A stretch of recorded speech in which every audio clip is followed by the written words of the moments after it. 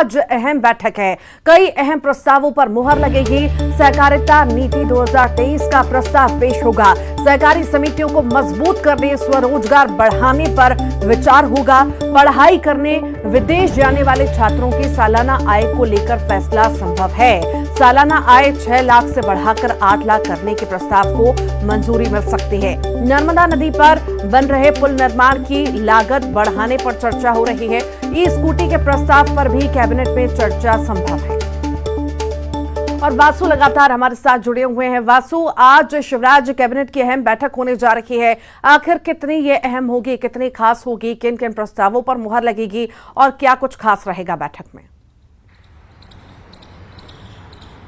बिल्कुल, देखिए, बहुत महत्वपूर्ण आज मुख्यमंत्री शिवराज सिंह चौहान की अध्यक्षता में जो कैबिनेट की बैठक होने जा रही है, जिसमें सभी जो मंत्री हैं वो शामिल होंगे। और अगर बात की जाए तो जो बेहद महत्वपूर्ण प्रस्ताव हैं उनको हरी झंडी आज की इस पूरी बैठक में मिल सकती है। खासतौर पर अगर युवाओं की दृष्टि से देखा जाए तो जो हायर एजुकेशन के लिए विदेशों का रुख करने वाले जो छात्र छात्राएं होते हैं, उनकी जो सालाना आय का एक जो पैमाना रखा गया है 6 लाख रुपए तक के, 6 लाख रुपए तक जिनकी सालाना आय होती है उन्हें इस योजना का लाभ मिलता है। लेकिन अब इसको बढ़ा दिया जाएगा, इसको 8 लाख रुपए तक करने का जो प्रस्ताव है वो आज कैबिनेट में रखा जाएगा। 12th के जो टॉपर स्टूडेंट्स हैं, लड़के लड़कियां, उनको स्कूटी देने को लेकर भी आज जो प्रस्ताव है वो रखा जाएगा। नर्मदा नदी पर बन रहे पुलों के निर्माण को लेकर भी आज महत्वपूर्ण प्रस्ताव रखे जा सकते हैं कैबिनेट की बैठक में। और इसके अलावा लगातार निवेश नीति के तहत जो निवेश को प्रोत्साहन दिया जा रहा है पूरे मध्य प्रदेश में, उसके लिए जो जोर शोर से काम हो रहा है उसको लेकर भी आज कैबिनेट की बैठक में चर्चा होगी। जिलों में निवेश के लिए कोर ग्रुप बनाने को लेकर भी आज कैबिनेट की इस पूरी बैठक में चर्चा होगी। और इसके अलावा सहकारिता से संबंधित जो कुछ काम होने हैं उसको लेकर भी कहीं ना कहीं इस पूरी बैठक में आज प्रस्ताव रखे जाएंगे। नर्मदा घाटी विकास प्राधिकरण को लेकर भी बैठक में कुछ प्रस्ताव हैं वो लाए जाएंगे। तो चुनावी साल है, ऐसे में विकास के काम तो लगातार सरकार की कोशिश कर रही है कि तेजी से होते रहें। और इसके अलावा जो सरकार की महत्वपूर्ण फ्लैगशिप योजनाएं चल रही हैं, चाहे लाडली बहना योजना की बात करें, लाडली लक्ष्मी योजना हो, संबल योजना हो, इन तमाम योजनाओं का कितना बेहतर रूप से जमीनी स्तर पर क्रियान्वयन हो रहा है, लोगों को लाभ मिल रहा है, या लोगों को अगर किसी तरीके की कोई परेशानी आ रही है तो उसको लेकर भी कैबिनेट की इस पूरी बैठक में चर्चा होगी। वहीं मुख्यमंत्री शिवराज सिंह चौहान कैबिनेट के अपने साथियों के साथ, मंत्रियों के साथ जमीनी फीडबैक भी लेंगे कि जनता सरकार के कामकाज से कितना खुश है, कितना संतुष्ट है, जनता की ओर से क्या कुछ डिमांड्स और मांगे निकलकर सामने आ रही हैं। इन बातों को लेकर भी आज मुख्यमंत्री की अध्यक्षता में जो कैबिनेट की बैठक होनी है इसमें चर्चा होगी। और आने वाले समय में जो फ्लैगशिप योजना है उनका जमीन पर कितना बेहतर रूप से क्रियान्वयन किया जा सकता है, कैसे सरकार की नीतियों को, योजनाओं को जनता से जोड़ा जा सकता है, इसका भी एक पूरा जो रोड मैप है वो कहीं ना कहीं तैयार होगा। जी ठीक, बहुत बहुत शुक्रिया वासु जानकारी को साझा करने के लिए। ग्वालियर से बड़ी खबर है। लॉरेंस बिश्नोई गैंग के गुर्गे को पूछताछ के लिए पुलिस लाई है। प्रदीप उर्फ बाबा शुक्ला को प्रोडक्शन वारंट पर ग्वालियर लाई है पुलिस। रिटायर्ड फौजी के बेटे भूपेंद्र से 10 लाख की रंगदारी मांगने का ये पूरा मामला है। अक्टूबर 2022 में भूपेंद्र के पास फोन आया था, धमकी भरा फोन आया था। लॉरेंस बिश्नोई गैंग के नाम पर 10 लाख रुपए का टेरर टैक्स मांगा था। ग्वालियर में दर्ज है धमकाने का ये पूरा मामला।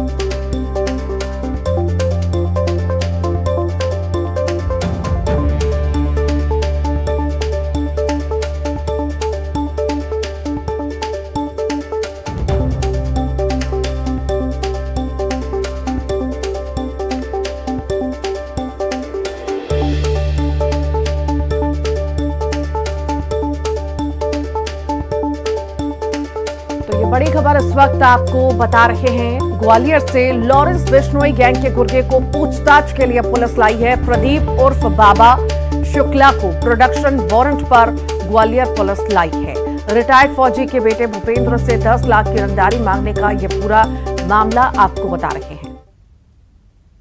और ज्यादा जानकारी के लिए सुशील हमारे साथ जुड़ गए हैं। सुशील, लॉरेंस बिश्नोई गैंग के गुर्गे को पूछताछ के लिए पुलिस लाई है, पूछताछ होगी कड़ाई से? बिल्कुल, देखिए, ग्वालियर में रहने वाले आईटीबीपी के रिटायर्ड जवान के बेटे भूपेंद्र शर्मा से करीब 10 लाख रुपए की रंगदारी मांगने का एक घटनाक्रम सामने आया था। 8 अक्टूबर 2022 को भूपेंद्र के पास एक फोन आया था। फोन करने वाले ने खुद को लॉरेंस बिश्नोई गैंग का सदस्य बाबा शुक्ला बताया था और भूपेंद्र से 10 लाख रुपए की वसूली के लिए फोन किया था और भूपेंद्र को धमकाया था कि जो प्लॉटिंग कर रहे हैं वो इतना रुपया कमाया है, इसके लिए 10 लाख रुपए का उसे टेरर टैक्स देना पड़ेगा। इसी बात की शिकायत भूपेंद्र ने की थी। पुलिस ने इसमें केस दर्ज किया था और जांच के बाद मामला ये सामने आया कि ये जो शख्स था जिसके नाम से वसूली के लिए फोन आया था, वो उसी नाम का शख्स जयपुर जेल में बंद है। तो उसी आधार पर पुलिस ने प्रोटेक्शन वारंट लिया और जयपुर से कल रात बाबा शुक्ला को लेकर क्राइम ब्रांच ग्वालियर पहुंची है। अब बाबा शुक्ला से पूछताछ की जाएगी, क्योंकि एक दो और ऐसे मामले आए थे ग्वालियर अंचल के जिनमें धमकी वाले कॉल आए थे और टेरर टैक्स मांगा गया था लॉरेंस बिश्नोई गैंग के नाम से ही। तो अब क्राइम ब्रांच की पूछताछ में खुलासा होगा क्या वाकई में बाबा शुक्ला ने ही फोन किया था और लॉरेंस गैंग के सदस्यों ने क्या ग्वालियर चंबल अंचल में और भी लोगों को धमकाया था और जान से मारने की धमकी देकर टैक्स वसूलने की कोशिश की थी। तो अब क्राइम ब्रांच आज इसमें पूछताछ करेगी। पूछताछ के बाद हो सकता है कि कई और खुलासे हो पाए या ये भी तस्दीक हो पाए कि इन्होंने ही फोन किया था या लॉरेंस गैंग ही फोन कर रही थी या फिर कुछ और अन्य कारण थे। तो अब क्राइम ब्रांच की पूछताछ के बाद जो है इसमें और साफ हो पाएगा कि कितना इन्वॉल्वमेंट था इस गैंग के सदस्यों का ग्वालियर में धमकाने के मामले को लेकर। ठीक, बहुत बहुत शुक्रिया सुशील जानकारी को साझा करने के लिए। दमोह के गंगा जमुना स्कूल मामले की जांच जैसे जैसे तह तक जा रही है, परत दर परत हैरान करने वाले खुलासे हो रहे हैं। हिजाब, कलावा, धर्मांतरण, प्रताड़ना, मस्जिद के गुप्त द्वार, तफ्तीश में संगीन कड़ियां जुड़ती जा रही हैं। अब जब गंगा जमुना ग्रुप का काला चिट्ठा खुला तो प्रशासन की टीम भी हैरान रह गई।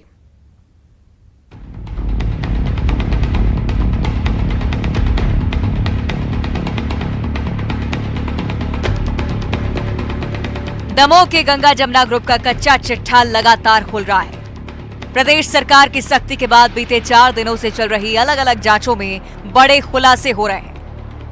गंगा जमुना ग्रुप के 8 ठिकानों पर स्टेट जीएसटी की दमोह, जबलपुर और सागर की टीमों की कार्रवाई से लाखों की टैक्स चोरी का पता चला। स्टेट जीएसटी के अधिकारियों के मुताबिक ग्रुप की 78 लाख से ज्यादा टैक्स चोरी पकड़ी गई है। ग्रुप ने तेंदुपत्ता यानी कि बीड़ी उद्योग में बड़ी टैक्स चोरी की है।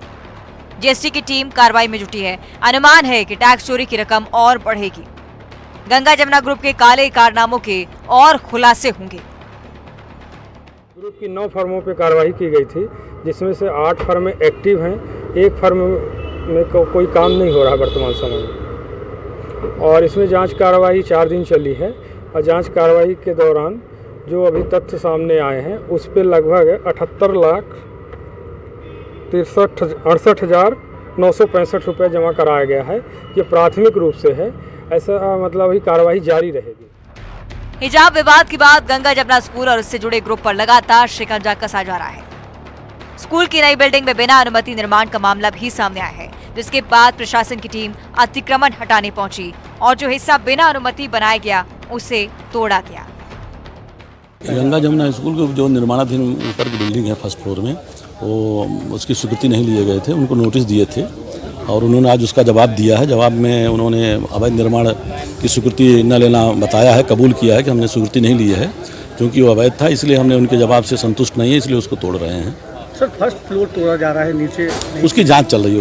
उसके कागज उन्होंने कुछ सबमिट किए, उसकी जांच चल रही है। वो ऊपर का भी उन्होंने बिल्कुल कबूल लिया है कि हमने स्वीकृति नहीं ली है। सर, ये जो मटेरियल है इसको जब्त किया जाएगा, क्या होगा? हाँ, अभी तो हम हटा रहे हैं, हटा के जब्त करके यहीं उनको सुपुर्दगी में दे देंगे। कार्रवाई कब तक जारी है? जब तक ऊपर काटेगा नहीं तब तक। में भी क्या इस तरह की कार्रवाई? हाँ, चलती रहेगी, कार्रवाई चलती रहेगी। प्रकाश की व्यवस्था की जाए।